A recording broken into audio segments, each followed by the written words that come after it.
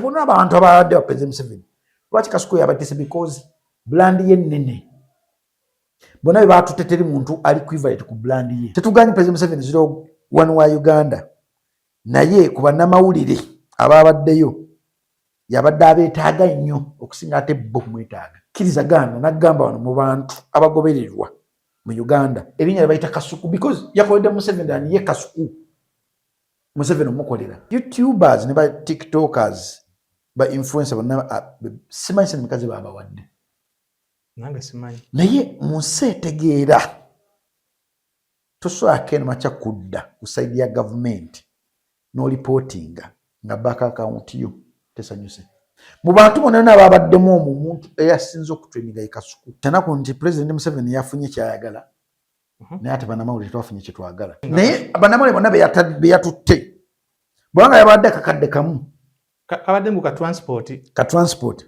nga talina kyagenda bakolera kukyusa industry yaffe ekyo kibi kintu kye bakoze yenna amuli emabega ani mabega mu campaign za President Museveni ayaga kulaga nti ye mwangu nnyo ekintu kye bamupatikako mu public si kyali gwe atali musiyazi wategeera atya emize gy'abasiyazi lyo yambalidde ddala nga babbo anti gwe atali musiyazi wategeera otya emize gy'abasiyazi bambala ebisweta bambala ebinankane ku gundi ku mutwe gwe atali musiyazi era omulanga muntu yenna yambadde ebintu ebyo manya gwe atali wabitegeera otya just noonyereza mulimu ekintu ky'olina okunoonyereza nga tekikwatako kati nze tebinkwatako mba noonyereza kati munange olina obinoonyereza ensi munnange ensi katutambulamu kintu ekiyitibwa obubonero kitegeeza bwewandikawo ti omukono bagamba oyo wa Nuupu bwewandikawo ti ekigalo bagamba oyo wa NRM bwewandikawo ti bagamba oyo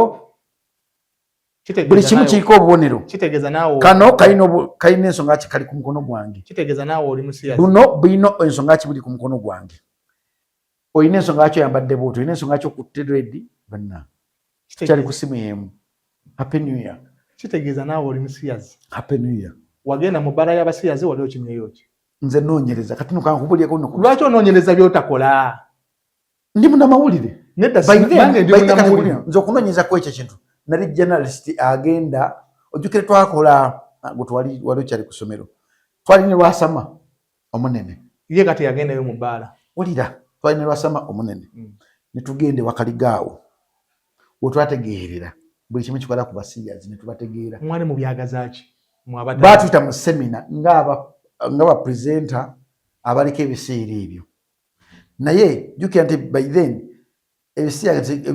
ebisiyaga tebyali byakyere lwaki temwavaayo twavaayo era ate nga mwagirinda semina neggwa twavaayo tategera nti abasiyazi netugivaayo era batusomesa nti nga baagala nnyo okutangira abantu butatomera basiyazi ne batuwa obubonero bw'abasiyazi akamu ku bo gwe ebbaala wali ogyagazaaki ebbaala wali ogyagazaaki ebbaala y'abasiyazi wali ogendayo kola ki ndi dijje twali wano n'ogamba ndi dijje muganda wange mu bbaala wali ogenze okubayo mu bbaala y'abasiyazi ndi dijje muganda wange ate ndi promoter mu bbaala y'abasiyazi wali ndi dijje ate ndi promoter wali ogenze promotinga ki mu basiyazi abasiyazi bazanya ennyimba z'Abannayuganda n'ez'Abazungu bbaala ki gyewali okubyemu nyingi okwana biva mu buvi olina omuntu mmwe kennyini bannamawulire edda gwe mwapiininganga mbu musiyazi ne gwe mwalinga we muti muntu ki omumanyi mwe bannamawulire mwamupiininganga nga mugamba lwaki tomwogera kikusaza omwogera buli munnamawulire musiyazi emabega nga gwe boyi we ng'era munnamawulire waba ayagala interview agamba kubira DJ Jacob omutuuze ajjamu wali ng'okola naye ki muntu ki ng'omanyi ebbaala z'abasiyazi na muntu musiyazi mu bulamu bwange nsibeerangako na muntu musiyazi mu bulamu bwange twali wano n'ogamba liwe yakutwala mu bbaala y'abasiyazi teyali kyaliwo nkiddamu sibeerangako na muntu musiyazi kati yakutwala mu bbaala y'abasiyazi ffenna twagendamu tuli basiyazi muba basiyazi twagendayo ng'abantu badijje abanoonyeza about music kati essaawa zino ng'omuntu aŋŋamba ngende simuno yagala kundoga ayi bakuloga kati ku musajja tebamulogesa birevu omusajja basobola omulogesa spams, omusajja basobola omulogera ebigere, omusajja basobola omulogesa enviiri. Ebintu bisatu baloga ku musajja. Kati bina tusobola bitegeera because wagana okukkiriza akantu kandabikira bubi ako. Kituufu oli naki kitegeeza oli mulogo kubanze sibimanyi. Ndemukkiriza akkiriza nti buli kimu kisobola okuhapeninga. Obubonero kyogamba kino Kurani nsiru nnyo okuteekamu nti mulimu swayitaani. Anti mweri naye temuli mu Kurani temuli mu bubonero bw'abasiyazi. Tekiri mu Happy New Year. Birthday yange eriyo nga mu January sokonje kye. Jakulooza nti oyogedde kyamakulu nnyo. Ne jingi mwoche. Jingu akweka emitwalo ebiri. Ate onjocha oli ku chai mukalu omunjocha. Akweka emitwalo ebiri. Jingi ate zino za keki. Jingu akweka emitwalo ebiri. Si mukazi wange nti mumwoche ekyetaano. Mweke emitwalo ebiri. Tosa kwata emitwalo etaano mirala no jwa jingi. Mwoche emitwalo ebiri. Tosa kwata Happy New Year. Happy New Year tu. Labasende zolina. Happy New Year. Esimu gyokwata yino ya milioni 7 ona mango gato ina sente. Happy New Year. Happy New Year tu. Okulaje. Deka. Happy New Year. Milioni 7. Happy New Year. Va mukunda bisabe ekisiru nawe. Oli ku katabo. Happy New Year. Happy New Year. God is good. Eyo sibimanyi. All the time. And all the time God is good. Bale sibimanyi. Assalamu alaikum. Wa alaikum salam. Tugende ku kiriwo. Babuuza ko mena bacho kumide ku media umuwerezeyo Mzee Masembe tuli ne Jacob Omutuuze the citizen asinga omanyi obubonero bw'abagge n'obubonero bw'abasitaani n'okateekeko n'obubonero bw'abasitaani obubonero bw'abasitaani obumanyi kuba gwe kennyini wali obigenzeemu ate buno obuntu gwe kennyini wagamba yabukuba yali musawo Muganda munaye ate olimba sikyogerangako ekira tekiribeerawo sigenda nko musabo ekintu mulamu bwange kyokka kinali nkozeeko ate omuntu yakinkozaako yali Senfuma Hakimu yantwala mba n'abantu ab'ekitabo abasiraamu ab'ekitabo ebyo ab'ebitabo sibakkiririzaamu nzaawo kati nze yantwala ne tutuuka eri omusajja n'aŋŋamba wammwe mu luggya mu kyalo waliwo omuyembe ng'ewaffe tewabanga muyembe era nava mu ng'ono nga Senfuma nja kukuviira mu ŋŋuumi nja kukuviira mu ŋŋuumi omusajja omutuufu osanga wammwe wali omugamba kati tula mmotoka tugende awo olabawo omuyembe nga tegubanga nawo ngoli yagulabye mu kirooto kwa namugamba saagala aveewo njagala abeerewo byogere bina nga wona waali kwanze nkulidde mbafeere mbamanyi bitambula bitaki buli kiriya kyekiriwo 2026 yatandise etya ku saidi yo 2026 sijinaako buzibu jasi nze ndi mu kalulu kange bagenda kunzijjayo ate bagenda kujjayo wakoze ekyo banvunaana omusango nenyinya gye banvunaana ojja giwulira naye bakutute mu kooti bagenda kuntwala mu kooti kuliko emikono jiwe emikono nangi kati linako bya mikono emikono jamifu bya mikono jange baga mifu nga basiyo bayitirivu naye nsi yaffe gye tulimu ebitabo byo bitabo birinaako ttabu kati bavudde ku bitabo bafokasinze wano ku mikono mwe mikono mifu ate mikono asobola okukera makya n'asanga ggwe n'akuwa emitwalo 5 gajjangu tugende omwegaane n'omwegaane ne bakujjayo kisoboka kuba twala batatawo kyabadde bakola machindo rede wasikaddeyo ogwo owa NRM kuba meya gondi bamugyeyo Lusagala Bosco eggwe bagusaze emikono mifu naye owa NRM mituufu awo firimu yagyetire na Jackie Chan ne ku Ntebe Road mpiseeko ndabako bipande bya NRM byonna byaffe babijjeeko byonna babijjeeko byonna babijjeeko bajinguwu nze okuva nala jinguwu mu kafirimu nga jjayo ebipande ntya jinguwu jinguwu musajja atamuteeka mu bintu era jinguwu tukola bizinesi naye yakulunda mbizzi astagfirullah tunde n'embuzi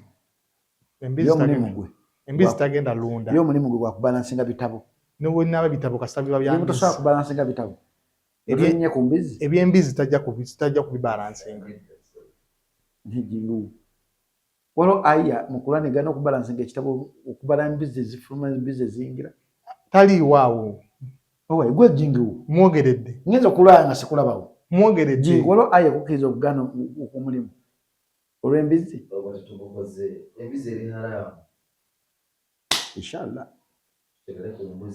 mbuzi mano musajja Masaka bamuwese ne bazijja mu ddala gwa mbizi oli yali ayagala kulabisa it's okay mwako mpya bakusanzeewa nabaddewo ewaka neninda paka saa 9 ogw'ekiro n'ensaala nze nagenzeko mu zoo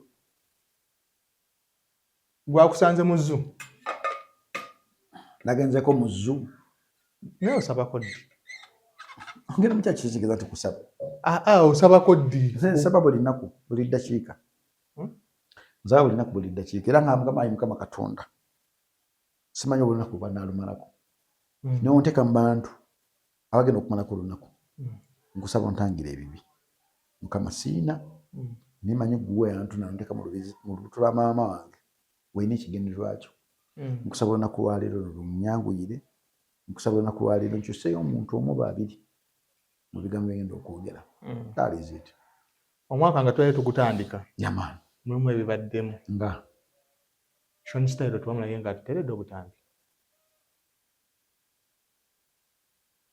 naye ate onzisiza nnyo levu ofunye okunzisa levu zange naye ate nkwogera bitandise mwaka na maaso ekirala kyabaddewo kisookera awo sigera kyogerako frame yetuvuga omanyi tusiba tubyogera bino nti ensi enfudde n'amateeka gafa ensi efudde abantu babeera baseegu nenkuzaayo mu kitabo ekitukuvu ekya bayibuli ekyange kyenzikiririzaamu nga n'ekikyo naawe nkikiririzaamu mulimu omusajja gwe bayita Moses yajja abaana ba Isirayiri nga batwala mu nsi ensuubize ne batuuka ne batandika okusinza ebibumbe ne batandika okuzannya empiki having sex nga bwe baagala abamu ne batebaatuuka mu bayibuli emu ennyini mulimu regime Katonda gy'azikiriza Sodoma ne Gomora mu bayibuli mwennyini mulimu amataba kati amataba tegasaasula kukuba kutonnya mu Afirika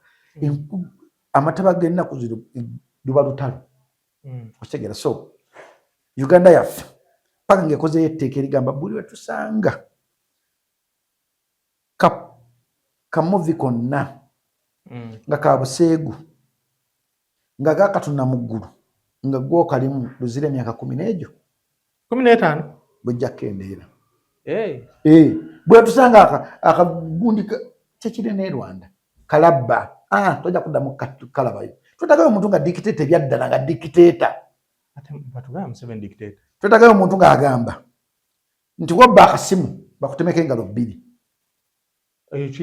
tuba tulina kugenda mu ensi ng'erina sharia nze n'ensi gye nabaddemu oteekawo essimu yo nodda wali notulona kulamba ng'abantu bagiyitako bagiraba bulabi nga te muntu agikwatako wenneewunyiza ensi nenga nti balaba abantu natudde nga ngezesa ekintu kikuba yakingambira gwe kiteekewo tudde batutule olaye nti waliwo omuntu agenda ogikwatako twatudde wetuti okumala hours 7 naye tuliya ntugenda tuleeta ebintu ng'essimu eri awo akubba ebira teri muntu yagikutteko paka wenaze nengamba enensi ya tabbu gyesera essimu wagitaddewo mu nsi gye nabaddemu emu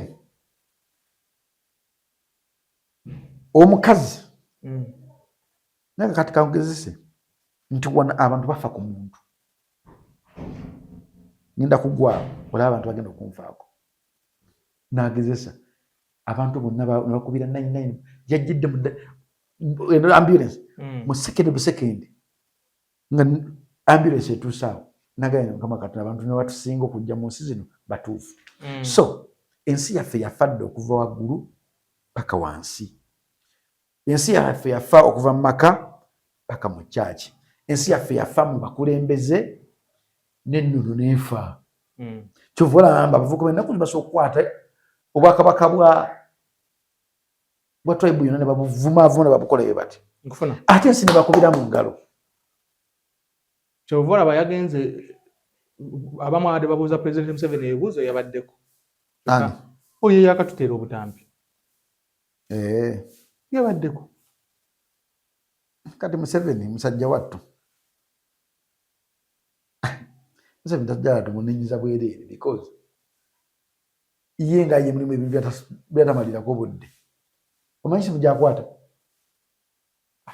Birina ebyakwesudia ebyaddala takwata simu ya smartphone obeera naye just nze nkugamba takwata simu ya smartphone kati gwe oli ku bigambo byayogera oba bigambo oba si bigambo as long as yabyogera nze ndi mukwata smartphone bali abantu nga 5 yatulimba mutabani muwala we kwangalire ku mikutu gyonna egya social media kakati Museveni n'okumutuusako abo babloga abatabamanyi nabamanya abasebisebisi busingo kyolaba kwekyo kukyaki Museveni okumiitinga abantu abamu kirungi ku side ki yalwawo okikola kirungi ku side yani kubanga bayatute bonna balina abagobereza abavubuka esaazo bali mu kulwanyisa ekintu kye bayita protest vote okwekalakaasa abantu Kasuku yakugambye nti edda yawuliranga bagamba Museveni afuuka omukadde nga n'atulika n'aseka osigera kubanga edda kuva dda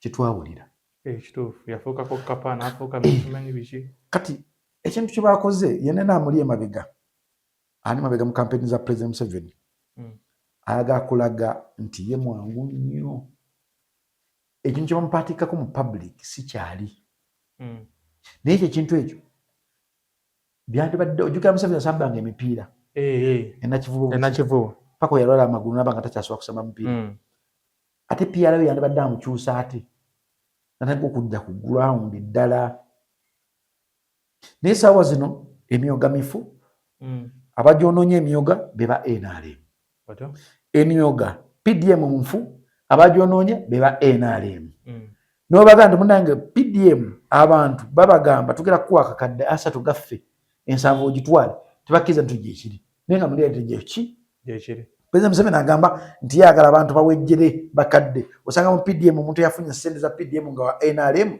alina flats nga 6 that is a reality ostegera kati singa avaayo ewaggulu natandika okudda wansi mpola mpola nga kyeyakola mu b'omupiira naye gwe musajja gwe nakulaba akuwadde mpaasi gwadde okimanyi ki okitegeera gwe kipa gwadde okimanyi kibadde okitegeera ng'akulaga nti ekintu akigoberera akyagala akimanyi nagendako mu ddwaliro emulago nga tategeeza nti ogenda kujja n'agwa bugwi twala munamawulire ono yagamba nti neddwaliro eryewa teriri mu bintu ekayunga Prime Minister agamba nzijja eyo ebintu bano babiterinagera okutuukayo ng'ebintu byaterera Prime Minister ayimira ku magulu gabe n'agamba njagala oyo omugundi akwatibwe kubanga yalimbye president nze njagala president akere ku makyava wona agende ku madwaliro ng'agudde bugwi abe ng'ali kutuwayo agenda mufune emmotoka njeevu neevuge agende ku ddwaliro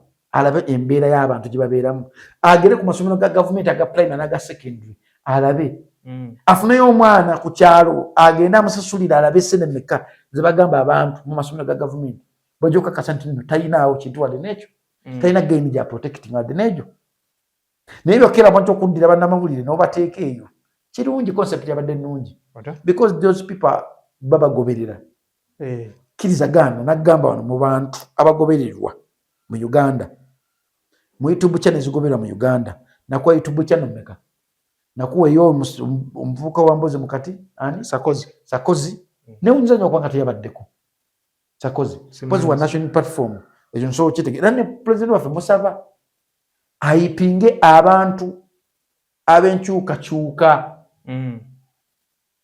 nsaba nnyo opposition eyayipinge abantu ab'enkyukakyuka nga bayimbi bwe baga nti omuyimbi ategese ekivulu nga wankyukakyuka bonna ab'enkyukakyuka bagule tiketi nga NRM weekola negula tiketi za bebekuulu ne basuna bamusombera abantu nga president ningi ne bamukolera nti wategeka ekivulu bamusomberamuko ku bantu kitegeeza gweyagala kino President Museveni kyeyakoze President Robert Kyagulanyi Ssentamu naye akikole ku abo ba YouTuber nga baze kubuuza Robert Kyagulanyi Ssentamu nga bankyukakyuka because olaba ffenna tumanyi nti okutuukira President Museveni si kyangu era nange ne banga bajjako bakutadde ku perolo ogera kuyingira ogende olabe President Museveni trust me on this nali nginzeyokko nali mu miitinzeyokko era nze nakeera mu makyo muganda omuggyeko llo oyagala bampe milioni 8 omuntu gwe bagamba otuwa ssente n'abuzaabuza nanga tugera kugera milioni 5 wenagamba nze Jacob sina mtu genda kuwarana kati president waffe Kyagulanyi Ssentamu alina okufunayo akadde ayite ku bantu be bannamawulire bayimbi banne abasalire ku mbuzi tulekaawo bogereko because oli just abantu bagendayo because of cent eno tugendayo because of twagala ki change era Sarkozy namwe wunzayo butagenda big up on yourself Sarkozy nti omanyi tuli mu nsi eri complicated nagamba ensi yaffe eringa ng'ekizimba bw'okwata pini woti n'okinyiga bwoti n'ofumitako woti nga kyabika kati anytime ensi yaffe egenda kwabika ate ekisinga okubeera obubi 70% terina kyakufiirwa beba youth tebalina kyakufiirwa tebalina mayumba tebalina byakusikira tetulina wadde n'ekimu okitegeera alumba kimafiya talina mwana ligimu eyo eya 70% nobanga bakazi tebalina kyakufiirwa abasajja babazalamu abaana nebabalekaawo ne batamera obuvunaanyizibwa nga bakyali bato kati eyo ligimu eyo n'ogipiika sente etya zijja kutuuka okoleki okujja ng'ogiwadde solution ki ogifunira emirimu ebyokukola ate tubiteekawo ne batunyigiriza kenyini tweteerawo bye tweyiriza mu mitwe gyaffe ate ne babo wenyini ne bamala ne bajja ne babijjako omusolo ng'ate muyitirivu nnyo ogenda kuleka Victoria okwata ennaku n'okabana ga Mukama Katonda ku myalo gyonna kuliko bapoliisi bambega mu byokulondesa bagenda okubeera mu biometric scan buno obuuma bagenda bagita SFC bagenda okubeera ku buntu obwo tebaleese local people kati byonna nebigenda mu maaso obukonge bonna baabukutte naye banaye mugende mukebera obukonge wawe yagenze machine ne bamugamba ate kali kalamojja kaboyi busungu nkayina kakonge omanyi nakyusa boyi busungu kamukumamu mukubira boyi busungu gamba kakonge ko nkayina boyi busungu n'abazanya n'essebo kakonge ke nkayina alondera zana we yalina okununda wagaana okukyuka we nategeera abakyali bange abatuufu be bakyuka abagenda okunnunda nja kujja nkakuumi Biden okakuma kintu kikulu netagayo kati height yo ng'abantu ngaaga ananko height yo neti yagasi bamukuba tojja kunja kunsanga machi neti yagasi akafeke kasemberayo ddala kaba muti yagasi awo nja kujja kaba mu just kaba mu abefula bagezi akakowe kaba nja kujja ojja kumbulira wenino beera boy busungu webase yebaka ki mbagwa akakonge ko nakafunye akakonge ko nakafunye olondera zana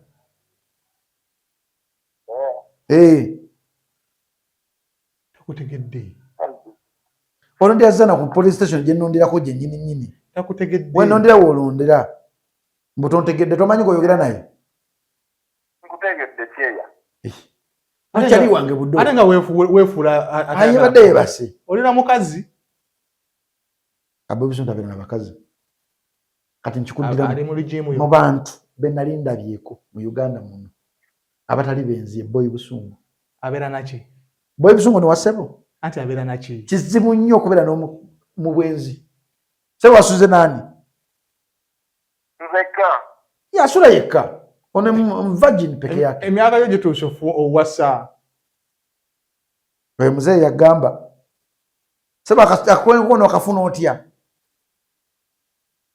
manyi kale nze akayina 15 towerabira okulonda Kyagulanyi Ssentamu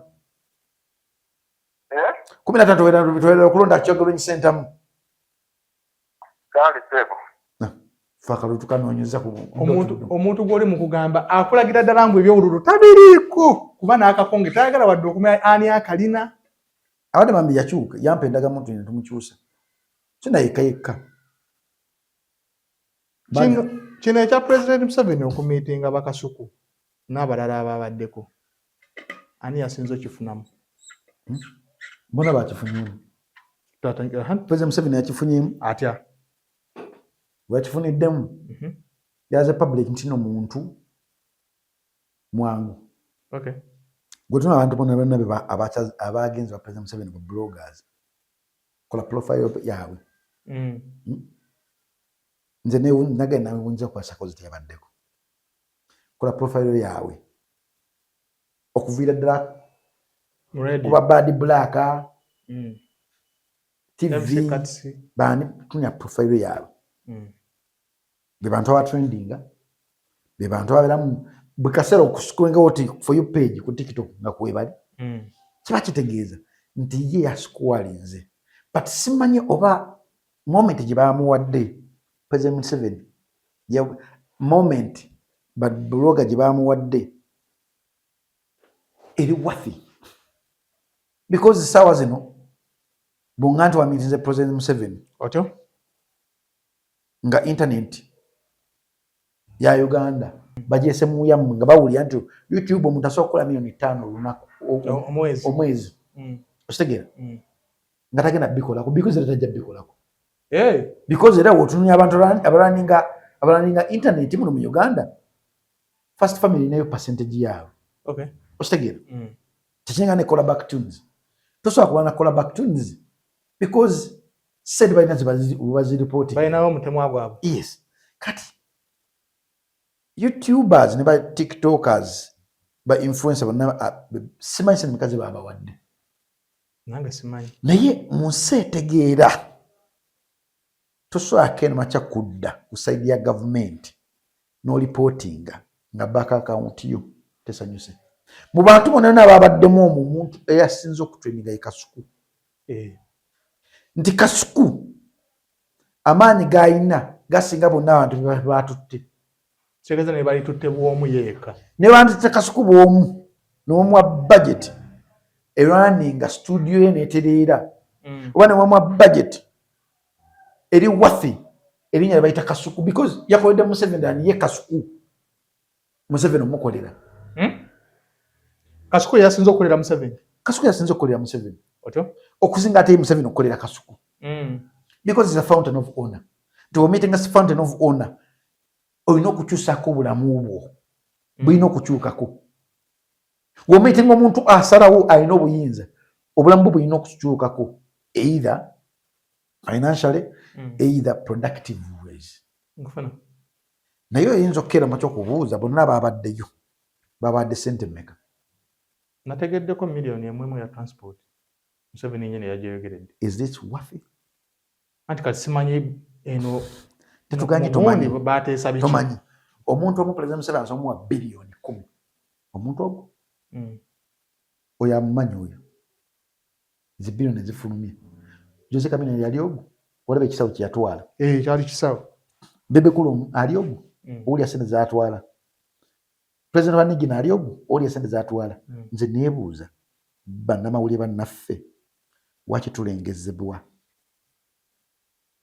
tulina nye kali kaffe akagamba nno President Museveni bakutwala President Museveni n'omutuuka nga tosobola mubuuza kibuuzo eyo fear yo agiteekawo nga gy'omuntu oba notuuka nga appointment essaawa 5 najja 8 ng'okooye kubeerawo ne batuula ne balinda fomate yaabwe bagamba nti no appointment essaawa 5 ajja 8 oba 8 kitundu ate wajja asooka kujja nantiisa abantu abatambulawo okutereza abantu yokake omutima gukanga olw'okutuuka okumubuuza ekintu baba bakebedde emirundi 4 nga ne by'omugenda omubuuza tosobola kumubuuza kintu ky'amakulu so sooka kwebaza buli kisi munnamawulire yagenzeeyo mwebale kubanga mwepresentinga gye tuva naye kyennaku nti gye tuva tewafunye chance kwogerezebwa oba kwogerebwako nti munnamawulire afuna emitwalo 3 ku 15 ayina erinnya ng'olikubye emyaka mingi oli milioni 5 ku 4 ku 3 ne 10 bazifuna bannamawulire abamu presenter yes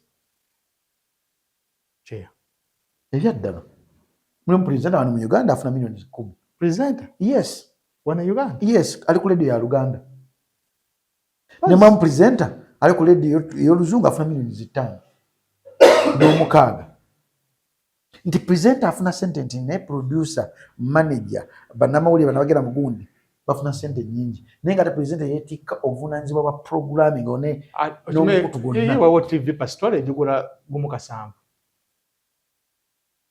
So kyanaku wange omwezi gwaggwako ng'akoze emitwalo 8. Kyanaku nti President Museveni yafunye kyayagala naye ate bannamawulire twafunye kye twagala. Tutya?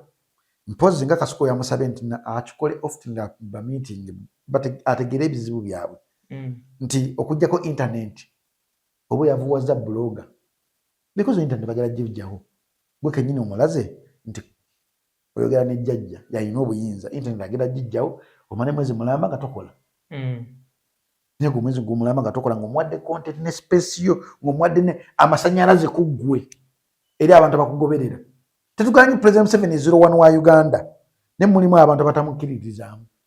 Kituufu. Oba oyagala oba toyagala. Kituufu. Tetugaanyi President Museveni 01 wa Uganda naye ku bannamawulire abaabaddeyo yabadde abeetaaga nnyo okusinga ate bo kumwetaaga.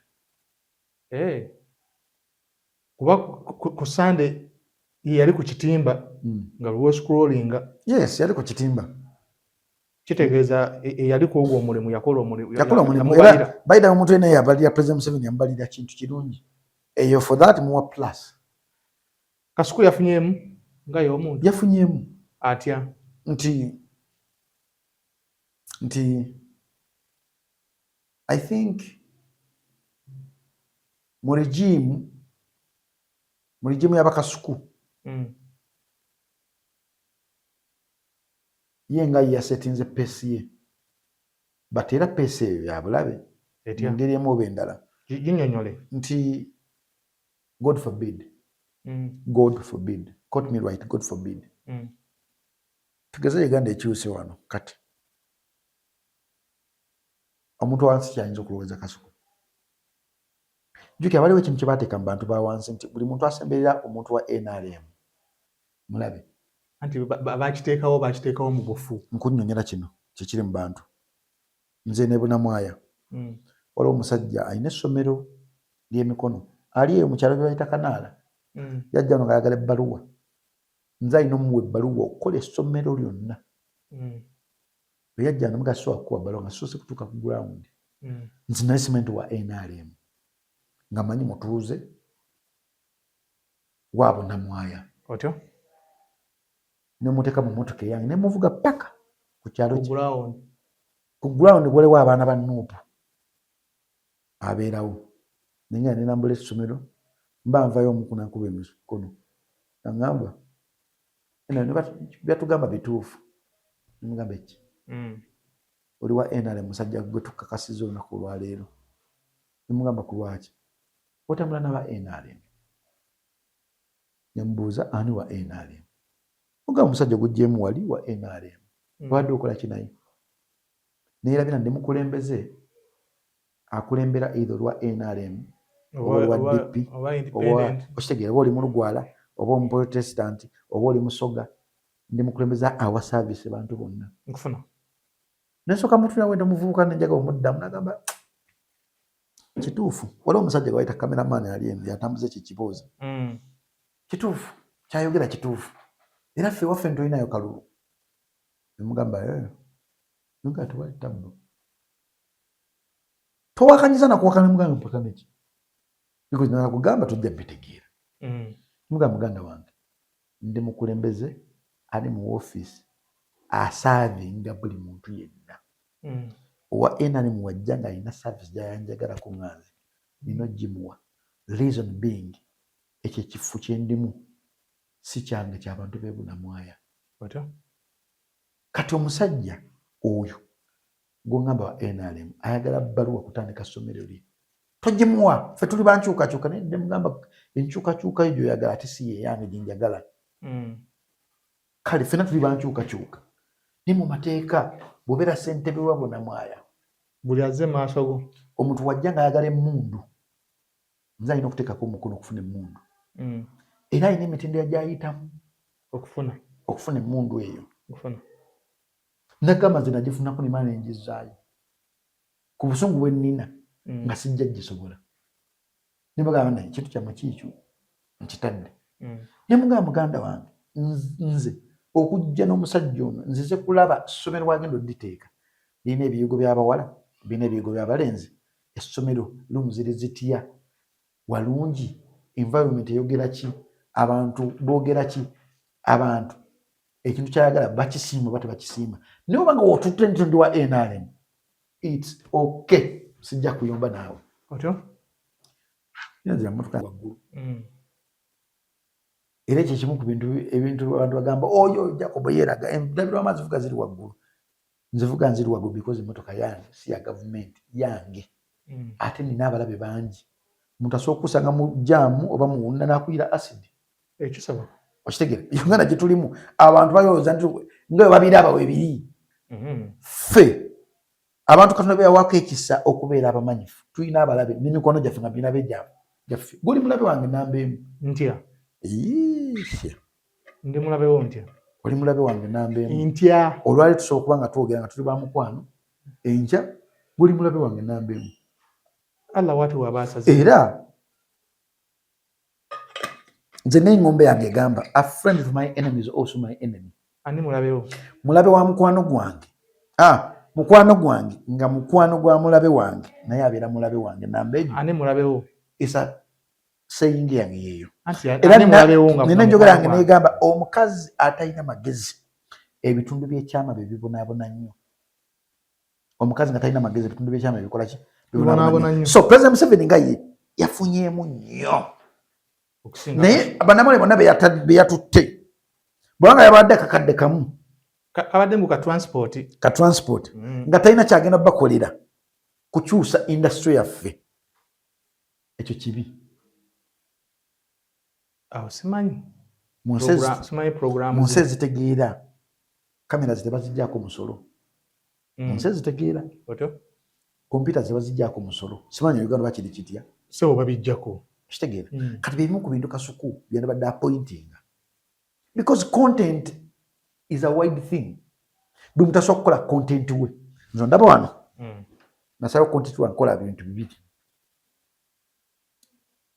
nze mwita love tips n'okwogera about God that is my content era wonsanga mu bintu bibiri byolina okuntwaliramu nsanga abantu ba mika bibiri omuntu asobola okukera mu Jacob alina okukola ka video kampukyusa obulamu bwange nsanga ate omuntu omulala agamba Jacob video yansembeza kumpi ne Katonda kati omuntu wokusatu ono bwe nakola dda nga ndi mu buvubuka bwange mu Africa corner gwe Jacob kyekiriwo ekibi okitegeera oyo naye ate nze mba simwetaaga nnyo njagala nnyo bali ababiri because ababiri abo tebakyawa n'okwogerako ekigambo Jacob alina omutima omubi asooka kutunya profile nagamba Jacob alina omutima omubi bye bagamba kikyakola yagamba ono Jacob alina omutima omubi kiki yali akozeeyokko ekiraga yalina omutima omulungi nze nina saga gye nayingiramu akalulu kakatandika awo kyali wange samba naye omupiira yagibaka ne girlfriend we nakigambako nga omuwala ali lubuto wajyogerako program ewedde ne mugamba muganda wange nze sijja mu lubuto omwana n'akaaba nenkwata ssente twala 14 mugamba mwe mumanyi yonna gye baagenda nebibatabukako nankubira esimu ngamba nze sisindikira muntu ssente but leka emitwalo 14 ku simu yange nali ndi awo ngaomwana nze n'agamba Jacob yanfunisiza olubuto nga sisobola kyegaana n'obuufu oti nga nakigumira ku kyetikka nembuza bazadde bemwagala ki twetaaga osomesa omwana ono kati bye byenkugamba ebintu byetuyitamu abantu ngaffe kufuna nti distance wise eri in between a person atakumanyi n'awulira ekintu mulimu abatafuminkiriza n'agirirawo n'ayakirawo naga naye omuntu ono gwagamba kino ekintu kiri kitya nembaamu oli afumiitiriza nagamba kanonyeze ku muntu ono ndabe biki byakola agera okutunula ku videos za TikTok nga zoogera birala n'ebintu byokola birala agera okutunulira nga bwagugolinga ngalaba ebintu ebyenjawulo kyekyo kiviirako kuba nti no tambula ne blessing somewhere somehow ekugaidinga obutaga mu nsobi but wetudda ku kya President Museveni yena yambalidde concept I think Natasha yambalidde concept eyo era wamulabye nga Muba blogger bonna asinga kusosowaza Kasuku is a big blogger, is a big TikToker. But Kasuku is a study TikToker. Munna mawulire. Ya gasoma. Nze sisasinzo okunyiza nti no. Balengeza nnyo bannamawulire nga babatwala abantu abali awo batalina simanyi wakifunye wakitegeddeko. Is a big TikToker. Abeera nnyo ku social media. Naye omusajja yava ku radio ne ku TV nga space ntono nga ne sente ntono ng'oteekamu obudde bungi sente ntono. Radio ezisinga obungi zigenda kuggalwa ne TV. Lwaki? Lwabbula lyakulanga. Okay. Mu nsi ezitegeera teri kalango kagwira kalina kubeera mu nsi eyo. Niyo obulango obugwira obulaba. Tuyina abavubuka nga Basuna Ben ne abakola production za abakola obulango. Nga ensi yaffe bwe beegambe bannange teriyo muntu kulanga kalango nga tekakoleddwa mu Uganda. Gende Tanzania awo. Kebe Kenya. Tosobola kulanga kalango kagwira mu nsi eyo. Olina kukozesa bamodo b'omu mu nsi, olina kukozesa production y'ensi. Naye obulango buva e South Africa ne bujja wano. DSTV neeranga nengiranga mu Uganda. Ningi South Africa tosobola kulangirayo Uganda. Osegera. Bawa space za buli mulimu okubanga ziri relevant. Ekitali wano. Nti radio tekyakola sente. TV tekyayingiza sente. Omuntu naye nga kakole kakyano kange. Kakyano bakitegera na kukavaako sente ne bakateekako omusolo. YouTube ejjako omusolo, ensi ejjako omusolo n'oba ng'okola content nga kyakutwala ne ku content kitandise okukola ki? Bank ejjako omusolo, Uganda nejjako omusolo. Double taxing. US ejjako omusolo. Banka nekujjako omusolo. Uganda nekujjako omusolo. Bantu basatu bakola ki? Bali ku ggwe eyeekozesa eyakeera amajana akwata millions 7 bakukumi n'ogula kamera notandika kukola content wo. Ebyo nadde nsuubira President Museveni byalina otuyambako. Nekye mmanyi maybe in future time tukanga bafunye connection binaatereererwa nesitudent bisobola kuteberwa because ensi erimu internet. Bwe weetegereza ensi zisinga okufa ekisinzo zitta internet. Internet omayisiti zaayo yabbi. Nepal akavuyo konna kava ku video ya mwana yagenda nekoyinga viral. Abavubuka ne beteekamu ne bakyusa ensi yaabwe. Libya kyava ku internet. Buli nsi yonna kati saawa zino obuvuyo bwonna buva ku ki? Internet. Kyesasuubira nti oba omuntu kubayita ayagala okubeera mu buyinza emyaka 40 asooka okkiza internet ebeereko eddembe weerityo. Kyava batunyiga ennyo. Era downfall ye egera kuva ku bintu bibiri. Kino kigamba kino. Museveni agenda kulya akalulu. Nkikuddamu agenda kulya akalulu because percentage zonna nze ndi wankyukakyuka mpagira Kyagulanyi Ssentamu. Naye byonna byagenda okukola byatandise okukola birakulagako nti agenda kukalya. Obukonge baabuwambye. Abali ku biometric scan ba SFC. Naye nkulayirira Katonda bamuyamba n'abumalako emyaka 2 ajja kuba musajja. Ajja kuba Katonda amwagala. Bw'oba kiteekayo teeka bajja kusiba. Mwekiri naye era nga bigambo byo bakube bulungi emiggo gyo. Gitya. Nze mutume. Ndi mutume. Omanyi mu Bayibuli Sawulo Katonda yamusindikira omuntu namugamba Katonda agenda kulonda omuntu okufuuka kabaka. Sawulo yakola buli magezi gonna nga yeebuuza omuntu yagenda kuva mu famire ki. N'ateekako abakuumi abagoberezi bagoberere oyo yalese obubaka bwa Katonda. Baamubulwa. Era yatuuka mu maka agamu ne baganja gamulita abaana abalenzi b'omuno mu maka. Ne baleeta abaasoma, ne baleeta abali mu magye, ne baleeta abalina ebiwago, ne baleeta ki. Mulimu omwana mulimu tuyinayo David omulonzi. David ali oyo talina makulu ali mu kulunda. Mumundeetere. Bwe baamuleetayo bati n'agamba kati y'ono abalina diguli abasoma bebawadde time basome bayingire mu magye babeere abakulembeze abalungi tiyabalunda n'omulindo gwo yagenda n'ajja omuntu ku ttale n'amuleeta awo n'amukubawo. Ensi eyogera, ennyanja eyogera, amazzi googera, empewo eyogera, emiti gyogera, obuwuka bwogera, ettaka lyogera, buli kimu Katonda kye yatonda naga kibeewo kyogera lwakuba tetulina amatu gaffe buyinza kuwuliriza engeri ki gye byogeramu. Naye akawuka koogera n'akawuka kannaako, embwa eyogera n'embwa ginnaayo, omuti ne gwogera n'omuti gunnaagwo, empewo neyogera n'empewo ginnaayo, amazzi ne googereragana. Naye ffe abantu okuba nti obuyinza bwaffe Katonda bwe yatuwa buli limited okumanya nti n'ensi eyogera. Ffe waffe eyo bw'okola olusuku ogenda wakati n'oyogera n'olusuku n'olusaba okuwa amagoba. Ente bw'ezaala oba ente ogenda n'oyogera nayo n'ekutegeera. Okitegeera? Wakinga nti President Museveni agenda kulya akalulu naye okumalako emyaka 2 Katonda ajja kuba amwagala nnyo. President Museveni nga ye Katonda abadde amutaddeko favor ng'amuprotectinze. Allah ali maana n'okola essaala zaffe. Era Katonda bwanga akutaddeko favor akuwayo time yewa Sawulo weetereeze n'ogaana okukola ki? Okwetereeza. Mu kugaana okwetereeza okwo ekitwala obudde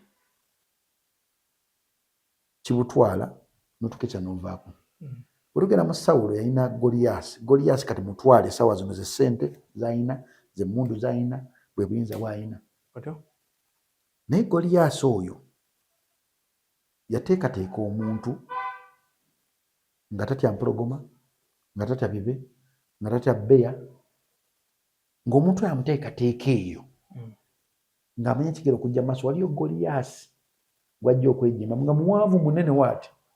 Omuntu n'agamba nti empologoma oba tagitya kitegeeza ne Goliath tajja kukola ki? Oba tatya bbeya kitegeeza ne Goliath. We yatuuka mu Goliath n'agamba olaba nkuba empologoma naye ate ono mulya mmere munnange. Ensi n'ekyuka. Ensi eno ya Uganda egenda kukyuka. Kigenda okutwala obudde, kiyinza okutwala omwaka mulamba, kiyinza okutwala ng'ennaku zo 15 nga tejja kukyukirawo, naye ng'ensi eya Uganda ejja kukola ki? Either you like it or not, because tuli against Quran, tuli against Bible. Abantu ffenna abagirimu tulina okufunayo akawumpuli oba tulina okufunayo ekintu ekyeya tebayita amataba gajjemu regime eri corrupted mu bwongo, eri corrupted mu mpisa, eri mu corrupted mu bintu bimu ebingi egende erete regime endala. Katonda yengeri gyakolamu ebintu bye oba okkiriza oba tokkiriza bwatyo Katonda bw'akola. Nga tuva ku President Museveni kwabaddeko abantu bangi naye bonna muntu omu yabayitise bali abalala baadde tebalina maanyi because amanyi kikyali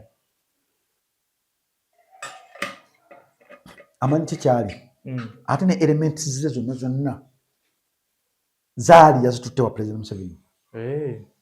Ogenda okugamba nti ogenda kubuuza President Museveni ebibuuzo akolako profile ogenda okutuuka ng'akumanyi n'ebyokola. Oluseke yalwogeddeko walulabye.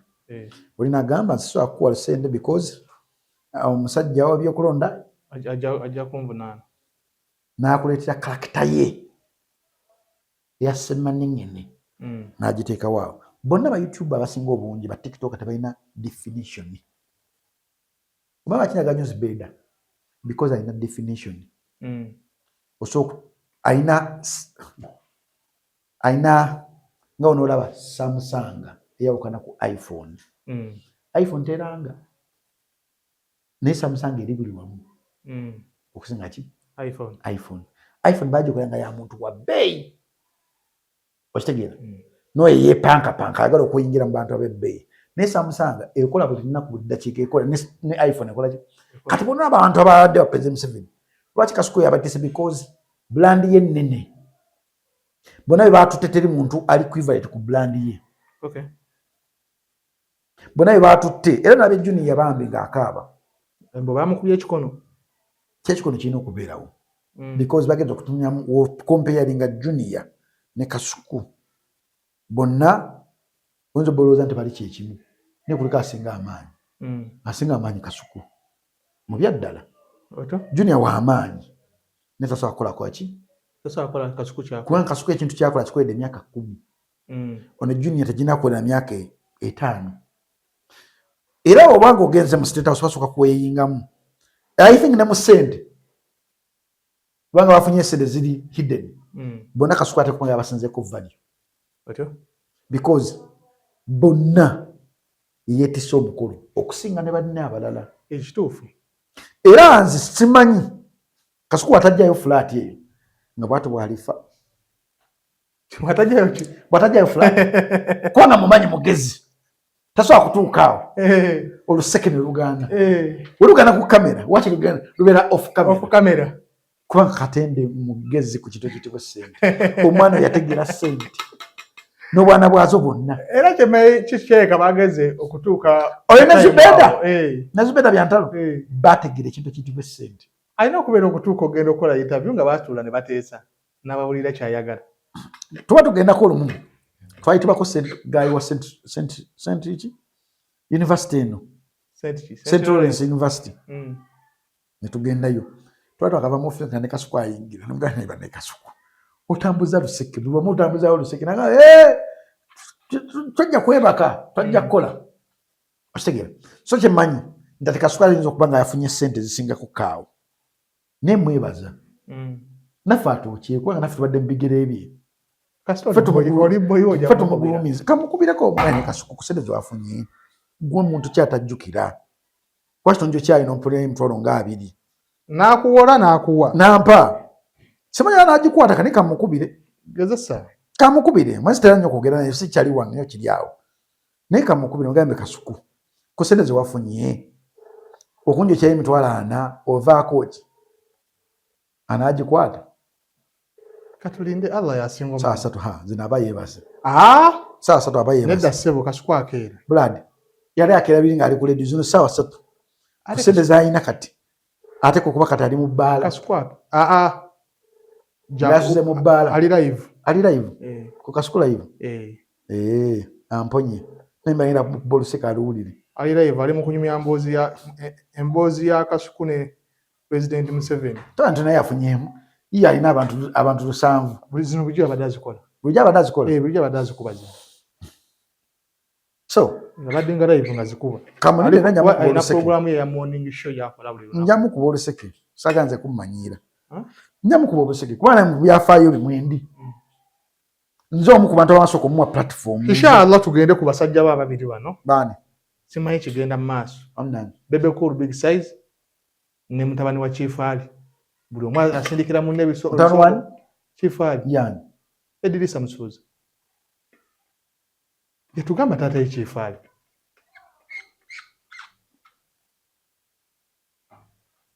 bigambo bya wabiwulidde abantu ku playing Bebe Cool yasooka nayogera waati nga bamubuuza ku copyright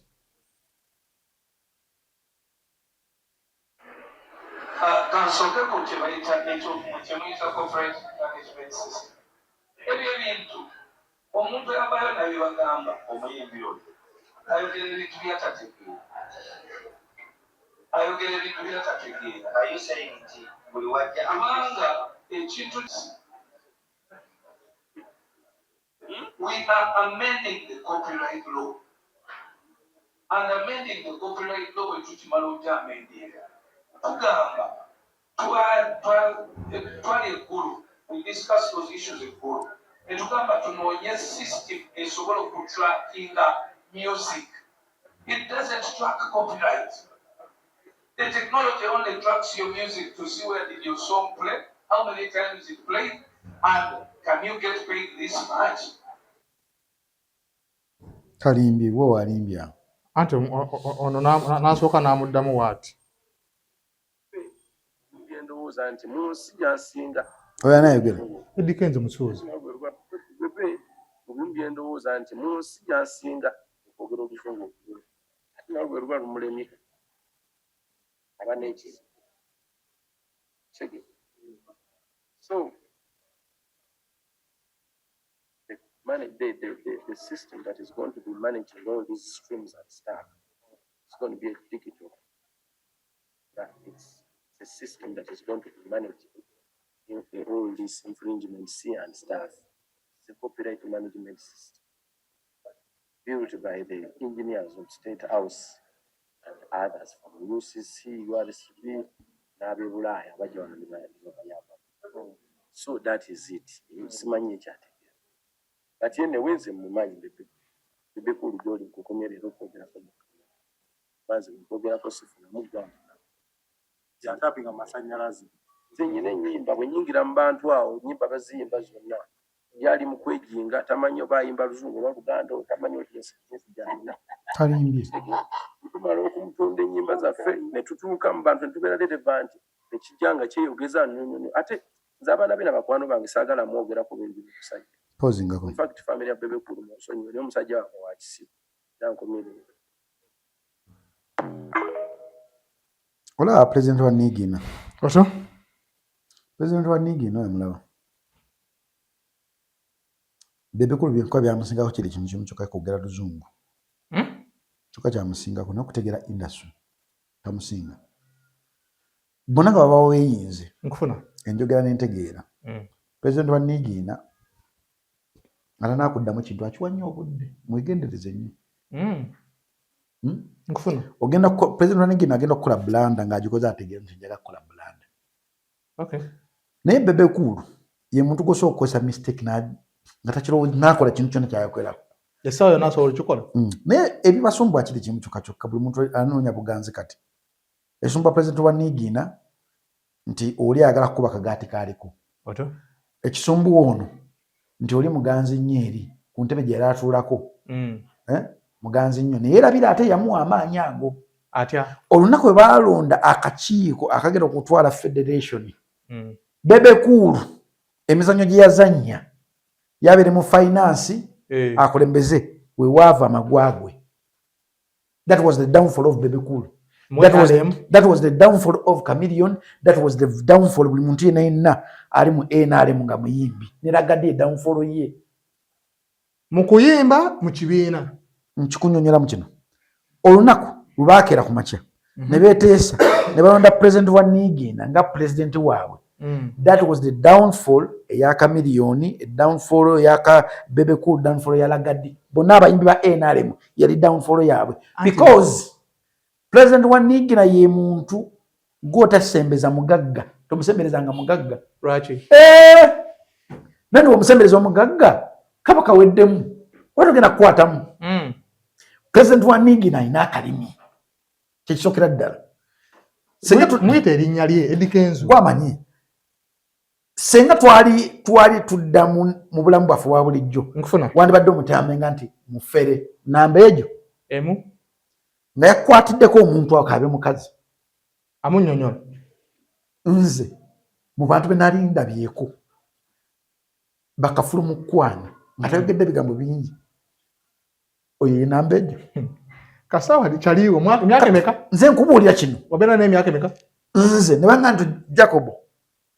girlfriend ogundi president wa Nigina amukwana mugamba mumulekedde omwesonyiwa bwesonyi alina akalimi oba alina ddagala oba kirina kiki tomusembezanga muntu ng'alina ekintu kyagala omuggyako kakube kakafuka kakube ssente kakube buyinza tomusemberezanga mugagga tokeranga ku makya n'osembereza president wa Nigina omukazi ng'omwagala nnyo tokyaliwo mb'omulage nti blood wange ono akubilla mulimu abayimbi jangu kuwongera omulala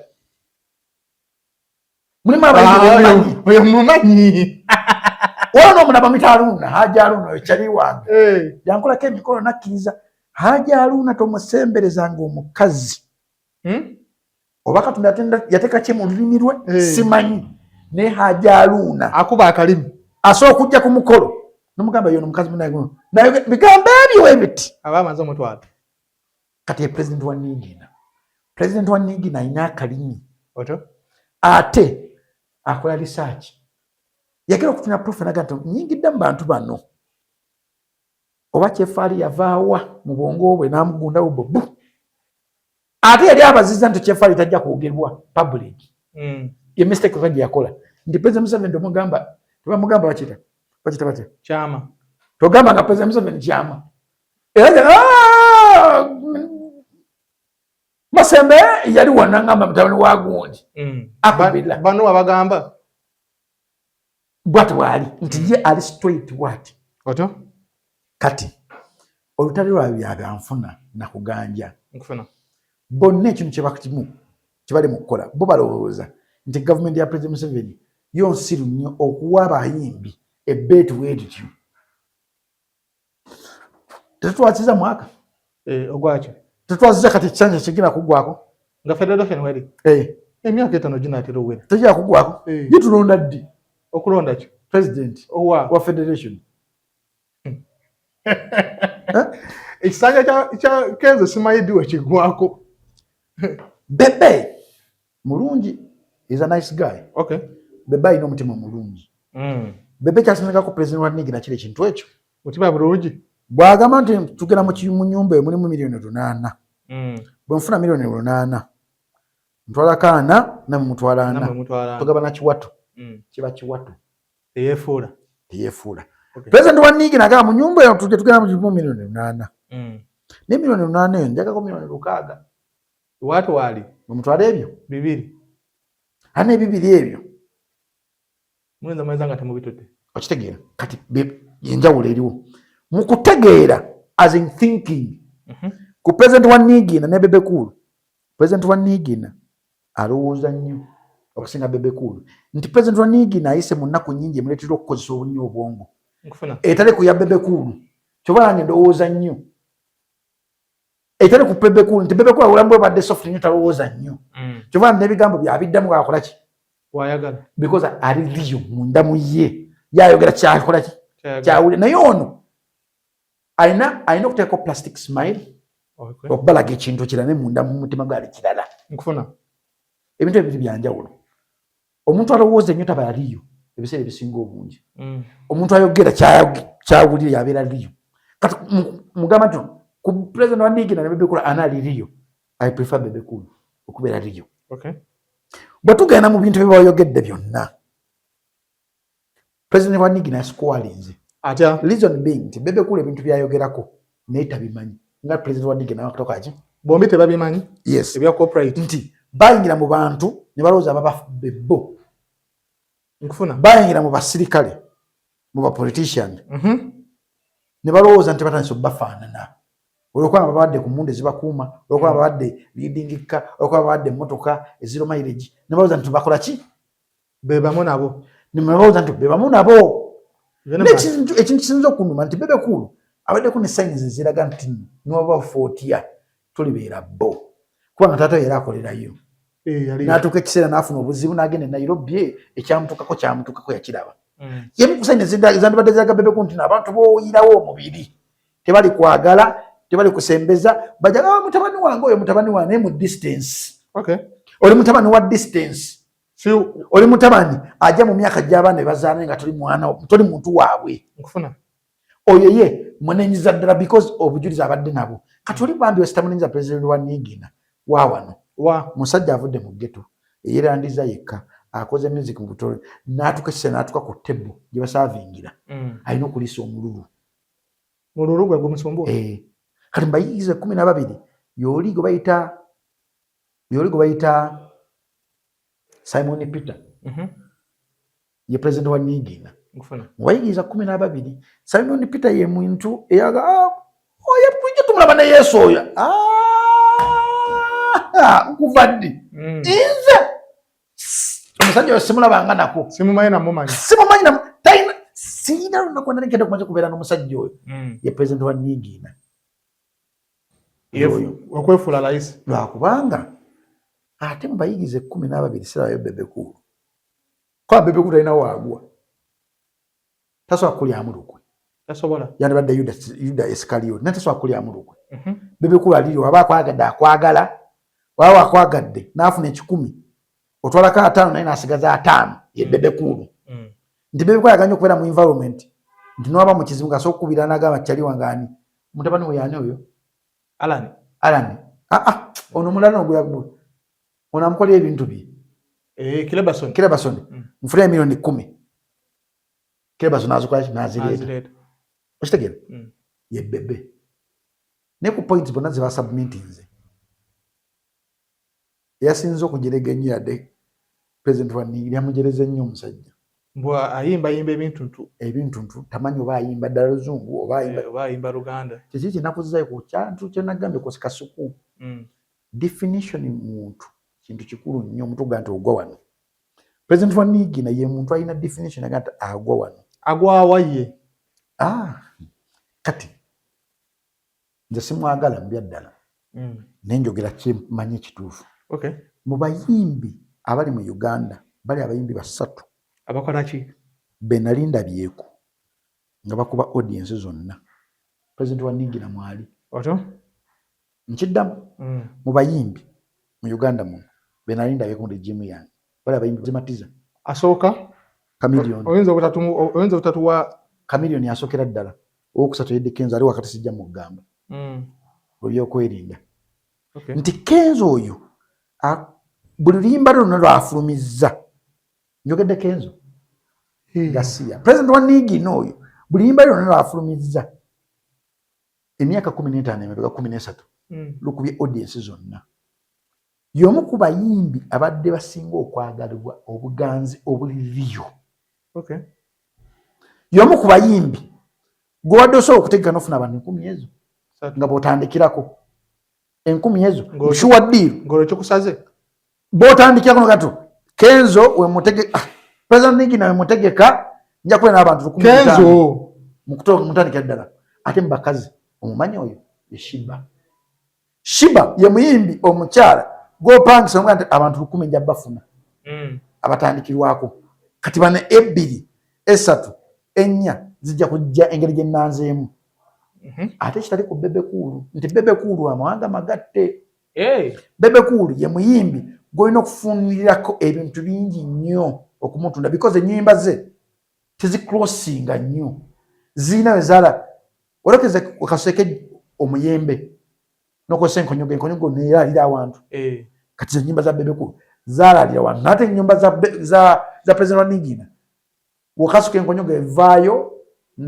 n'omuyembe negugwa n'enkonyogo neegwa ze nnyimba za President Wanigi mwana embeera nasaga oyogera erinnya eryo President Wanigi si linnya lye simanyi za President Wanigi oba onywa biki so nsubmiti nga ngamba nti bonna ekibasumbwa buganzi obuganzi obubulaba si bwangu ate ne beerabeera nti bali baliko basirikale ba politician nti politician akyuka lirasooka okwogera ng'akuwagira buli kimu nojja mu nnyumba ye n'okonkona n'akuwa emmotoka n'asanyuka mu kisanja ekira n'agamba kanti nkozesa format endala because format zijja zikyuka mu bisanje format eno bibadde y'abayimbi bakozesezza luli yakozesaako abalimi n'akozesaako abasumba akozesaako abantu bangi kati rero babadde bayimbi bebadde baliidinga yes entertainment gyabadde akutteko yamaze gikuba ekigo kibulungi nnyo nategeera nti kati enkooni enywedde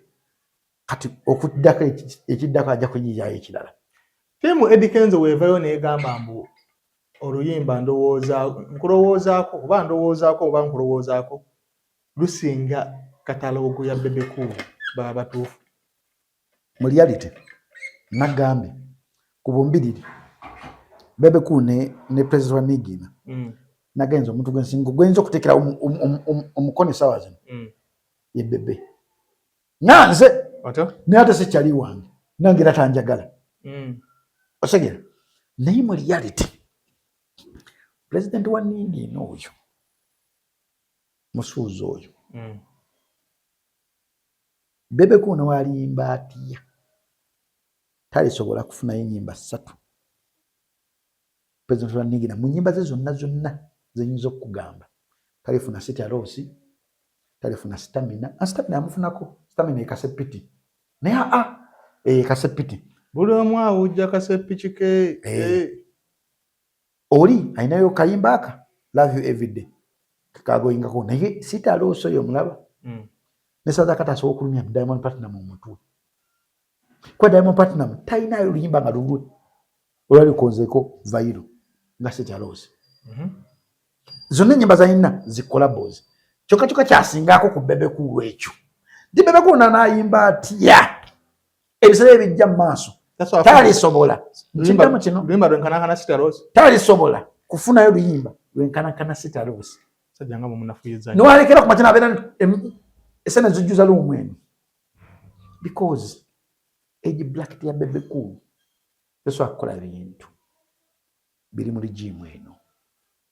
Bebe muyimbi wa kabi nga yeezudde bwaba teyeezudde muyimbi atategeereka kyova nti alubamu ye Break the Chain yakoma mu mmwe batabani babagipromotinga teyacrossinga sa promoting akako Break the Chain yoli wagagamero siri wagagamero wavaayo siberangayo Kirabason kyaliwo okubeera kyaliwo wange tekitegeeza mbu ndi mu ttiimu yo Kirabason takwanga kukolerako mirimu gya gagamero takola ki takwanga kintu kukolera mirimu gya gagamero we nayogerera amazima ne bangoba lwaki badde wakantu okolerako gagamero siri ttiimu gagamero tokolerako gagamero ekyo kyanjawulo nagendanga munnamawulire tokolerako gagamero tokolerako gagamero nze nakikolera seegaana kitegeeza wali ttiimu gagamero nali ttiimu Bebe Cool nze kati kankubulire nze bampitanga munnamawulire kati kankubulire nze nali ttiimu Bebe Cool nze sibangako ttiimu gagamero nga ndi ttiimu president wa Nigina nga ndi ttiimu Juliana nga ndi ttiimu Lema Namakula nga ndi ttiimu Bitusi nga ndi ttiimu Kalona Ntongo nga ndi ttiimu Misa Kisemakula nga ndi ttiimu Moli Nantume nga ndi ttiimu Nava Gray nga ndi ttiimu Hilda Mani nga ndi ttiimu Bobi Wine natufuka ttiimu myaka awo nga tumaze kukyagala Bebe Cool ani nga tumaze kukyagala ne Eddie Kenzo anefuka ttiimu ani Bobi Wine okitegeera naye gagamero nze nganze ali mbaagala nze siri wagagamero nganze Bebe Cool kyali wange gaye kyali wange just tomukolerangako nga munnamawulire tomukolera nfamu nali ki ogamba ze nali ki nagendanga munnamawulire ekibizo kino wali omukoleddeko baatuyita bannamawulireko oba tomukolerangako baatuyita bannamawulire ne tugendayo ate nze era ntwala ki nina ngenda mu bannamawulire anti nze saagendanga ali mu ttiimu kana akasajja kafu nagendanga munnamawulire kana akasajja kafu era Bebe Cool nina ensonga zange lwaki boyi wange kana akasajja kafu nina ensonga ze Misa ki nange nina ensonga ze lwaki mwagala buli omu ate ne bennakyawa nina ensonga zange lwaki nabakyawa Misa kyankubira essimu nangamba Jacob ogamba oti nemugamba gye ndi taata ogamba oti badde nkusaba fuuka omusiru ngamba ye lwaki muzeeyi waliwo ebintu byendaba naye olw'amaanyi nnyo okudda mu bintu n'omuntu ayeezimba obwezimbire ngamba kale muzeeyi ayisa bintu kyemuwako respect oyo wangamba ekintu sikiddamu Misa Semakula nange alina kyeyali ankoledde so nze talina kyeyali ankoledde nze yalina kyeyali Emisa kyeyanyimiddeko olunaku lumu ku Big Zone awo nze alina kyeyali ankoledde naye kyali wange naye omuntu gwe neewuunya aluna mubiri oyo yalina mubiri ekyali wange teyandikoze kyeyankola Aruna natandika okwogera ku bintu bya Aruna kyali wange oyo naye inshallah buzibu alina entondo anyiiga entondo azina lwaki omwogerako nga tuli kyaliwe nze mwogerako ndi kyaliwe naye twayawulamukko twasigaza kimu mbu musiraamu munnange kati kyekitugatta kuba alina ekintu kyeyakola neewuunya nnyo Aruna mu bintu kyeyankola kyalimu omukazi ati kyali mukazi alinawo wewuunyisa bwereere ekyo si kipya nali sikisuubira naye nga olutalo lwabwe luleke lugende mu maaso ono yagaita addamu omwogerako era yeetondedde famire ye ko tekikola makulu kaana kambaata oli president waki president wa Nigina ate ayogere ne finance wa Nigina kozi federation yatusuubiza corporate bbanga ki asajja baleke bali ssente zaabwe bakole ebisere byabwe ebijja mu maaso naye yiiya engeri oyinza okukolamu ebisere bye ebijja mu maaso waba bataddewo bato kiri kitya kwani nanani Bebe Cool Kana Kambata. Gwe muganda wange. Wanji? Biki ebyo?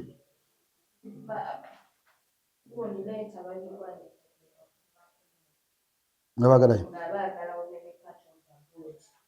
Part of the board.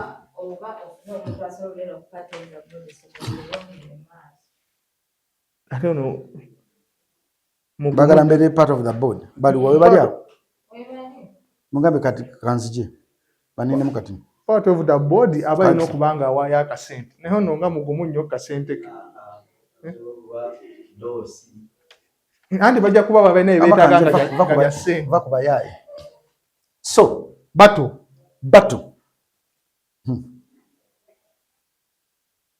Mweka nkubulire mu kintu kimu. Omuntu yekka okusobola president wa Nigiina mu Uganda wano bali abantu yimbi babiri. David Lutalo ne Dr. Jose Chameleone. Nga Batu. Otugenda mu Batu. Ndoge kaabe. Olaba? Nagamiza sagala president wa Nigiina mu lo. Twali wetuti. Twawukana. Mukufuna. Mu busungu obw'ekitalo. Simwagala.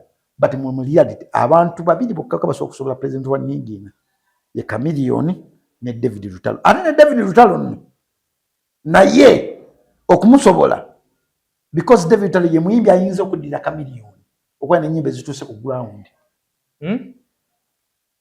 Bebe Cool tazirina. Blood.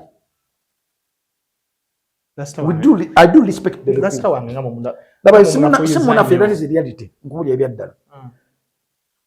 Lesogera nga sikoze reality.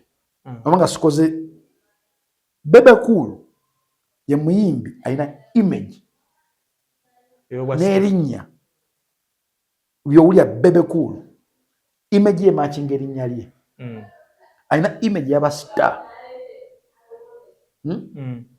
Bojjayo David Lutalo owulya David Lutalo image ye tesinga ekigambo kye bayita David Lutalo.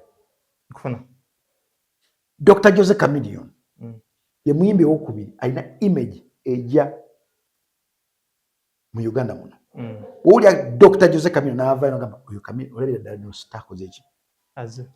Bonna Bebe Cool kyabasinzaako abasajja abasatu yali yabasinga okwepositioninga mu corporate world. Bebe Cool. Ate bo ne bamusinga okwepromotinga mu underground ne mu corporate world entono.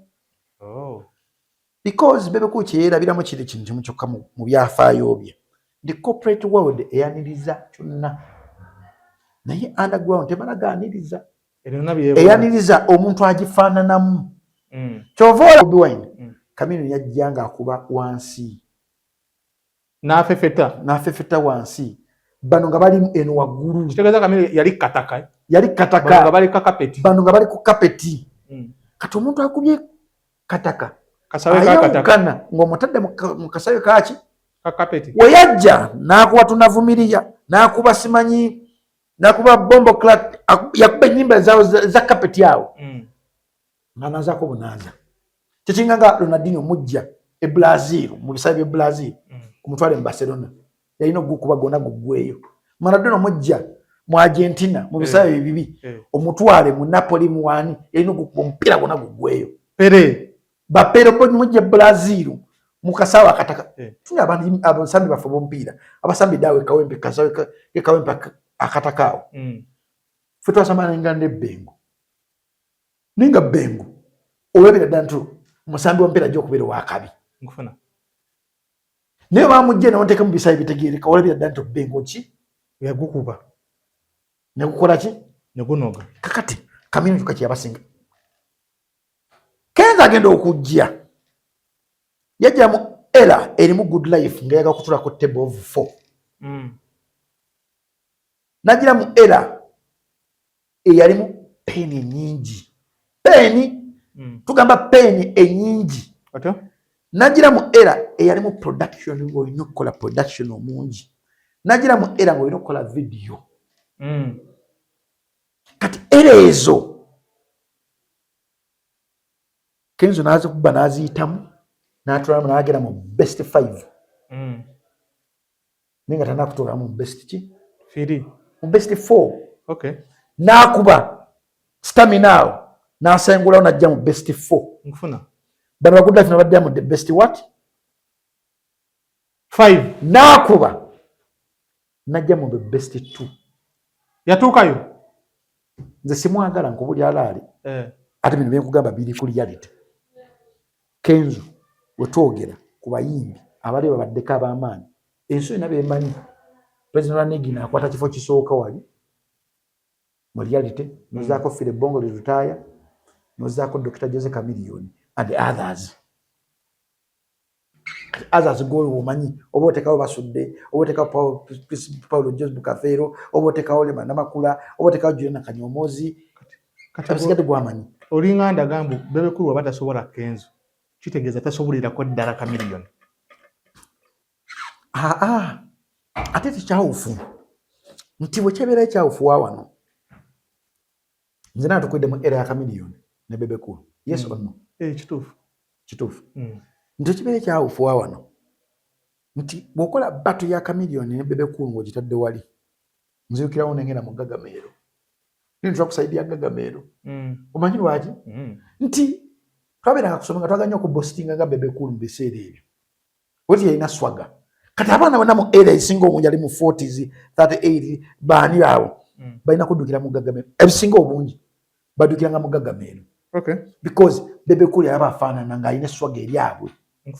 Kati ate oli nga bali batyayo bano bakataka batyayo okujja Lugogo nga leno Lugogo labayo support ebeera ki nti kati mu bato otuna fakiti ezo zonna kati ate nziruka mu Gagameero nganze ne oteka ali president Wanigina ne Bebekulu nti mu bato anzirukiramu eri mugundi mu Bam Talent muki Big Talent gyenziruka Gagameero genda kwa ate Gagameero ekibadde kintwalayo swaga kati ono abiina byombiriri wakataka ate ayina eswaga.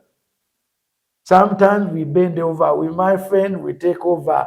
Sometimes we bend over with my friend, we take over. Sikuddamu